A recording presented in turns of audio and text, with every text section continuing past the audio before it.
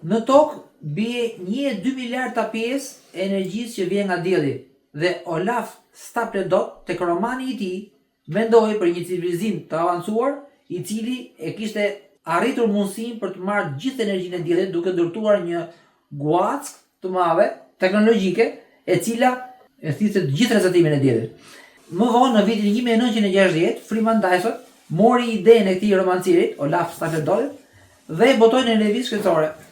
Nga ku mori dhe idenë pastaj Dyson Sphere, sfera e Dysonit. Dhe kjo ide flet për ndërtimin e një strukture shumë madhe teknologjike e cila rrethon një yll nga të gjitha anët, 360 gradë dhe që merr energjinë e yllit me anë panelesh diellore dhe formave tjera.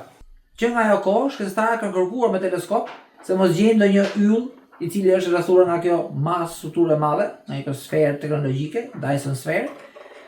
Megjithëse ishte shumë e vështirë sepse kjo sferë do bllokonte gati gjithë energjinë e yllit dhe ne nuk do kishim mundësi ta shihnim, përveç një zonë shumë të vogël në infrat kuqe. Domethënë,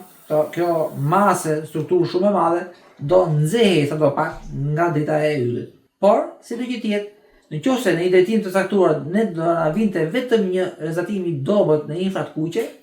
atëherë ne mund të thonim që në atë drejtim tek ai vend do kishte një Dyson Sphere. Një Dyson Sphere dhe gjithashtu një specie aline që e zotëron këtë teknologji, e cila është shumë e zhvilluar se sa teknologjia që kemi ne këtu në tokë. Sot janë hedhur ide që me anë të inteligjencës artificiale mund të ndërtohen anije kozmike që ndërtojnë anije kozmike dhe mund të lëshojmë disa prej këtyre anijeve kozmike të vogla, të cilat shkojnë në hapësirë,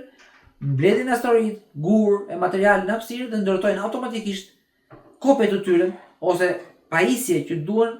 për të rrethuar automatikisht diellin tonë dhe të ndërtojnë automatikisht një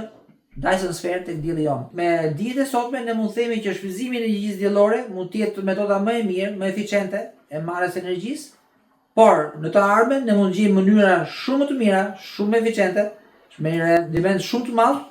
që ka një efikasitet shumë më të madh se sa energjia e diellit. Dhe ndoshta nuk do kemi nevojë të bëjmë struktura kaq të mëdha gjigante për të marrë një energji që do ishte shumë e vogël në krahasim me rrugët e tjera.